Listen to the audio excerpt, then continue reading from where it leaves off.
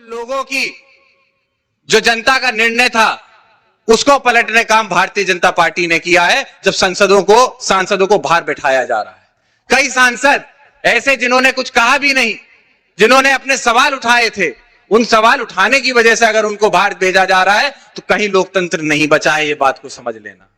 लोकतंत्र तब बचा होता जब वही प्रधानमंत्री और वही केंद्र के मंत्री इन सवालों के जवाब देते और इन सवालों का डट के सामना करते। याद रखिएगा, हम आप उस पार्टी से आते हैं, उस क्षेत्र से आते हैं जिसका नेतृत्व माननीय श्रद्धेय नेताजी ने किया था, जो सवाल तो क्या मुसीबतों को भी डट के सामना करने का काम करते थे। ऐसे क्षेत्र से ऐसे नेता का परिचय हम लोग देते हैं। इसीलिए आपसे अनुरोध करूंगा कि मैंने कहा कि जो समय है आज का, ये बहुत महत्वपूर्ण है। आने वाला भविष्य क्या होगा वो हमारे नौजवानों को तय करना है, आपको तय करना है। और कहीं ऐसी गलती हमसे आपसे ना हो जाए कि आज हम लोग अपना पास का फायदे के चक्कर में दूर का नुकसान कर बैठे। आज क्या है किसानों की स्थिति, खाद की क्या स्थिति आप बता दो। डीएपी का भी सीजन चला, कितने में डीएपी आप लोगों को मिली, कितने सेंटरों पे डीएपी पहुंची भी नहीं।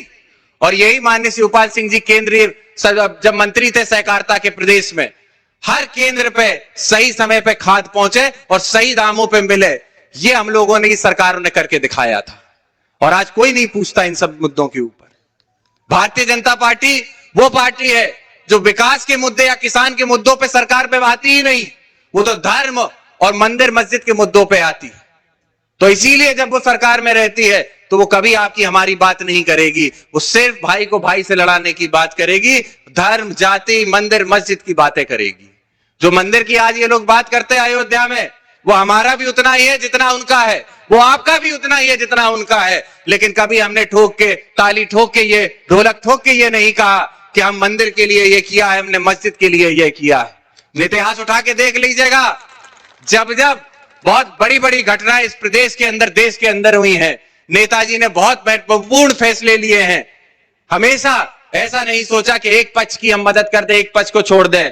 राजनीति में यहां बैठे कई हमसे पुराने नेता हैं, लेकिन जो मैंने अपने नेताओं से सीखा है कि एक नेता को कभी किसी का पक्ष नहीं लेना चाहिए, प्रयास करना चाहिए कि बीच का रास्ता निकल सके, ताकि दोनों पक्ष एक साथ सामंजस्य रह सकें।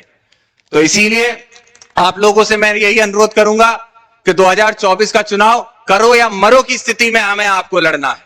और हमें उनसे लड़ना है जिनके पास आज प्रशासन की ताकत भी है, पैसे की ताकत भी है, और साथ में जो बची कुची मीडिया थी उसकी ताकत भी उन्हीं के पास है। तो हमें आपको बहुत चौकन्ना रहना होगा। याद रखिएगा, जो अखबार हम आप पढ़ते हैं, जो न्यूज चैनल हम आप देखते हैं, आज के समय पे जो फेसबुक पे भी हम आप न्यूज़ें पढ़ते हैं, वो सब प्रायोजित खबरें होती हैं। सही खबरें पाने के लिए हमें आपको आज मेहनत करनी पड़ती है। भ्रमित करने का काम इस प्रदेश नहीं, इस देश के अंदर किया जा रहा है।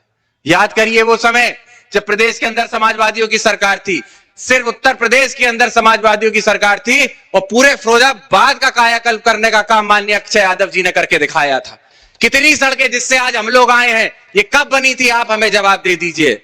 जो आपकी सड़क यहां से शुकाबाद तक जाती है, जो पीछे से होके फिरोजाबाद तक जाती है, ये सारी सड़कें कब बनी थी? ये सारी सड़कें समाजवादी पार्टी की सरकार में बनी थी।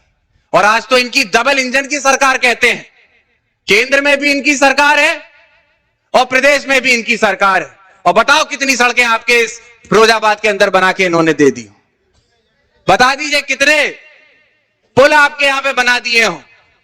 और जब जब समाजवादियों की सरकार रही हो, माननीय शिवपाल सिंह जी सिंचाई विभाग के मंत्री थे, एक बार नहीं, दो बार नहीं, जब जब सीजन होता था 3-3, 4-4 बार बम्बे की झराई करते थे, ताकि आखिरी खेत तक किसान के पानी पहुंच सके, पानी की दिक्कत किसान को ना आने पाए।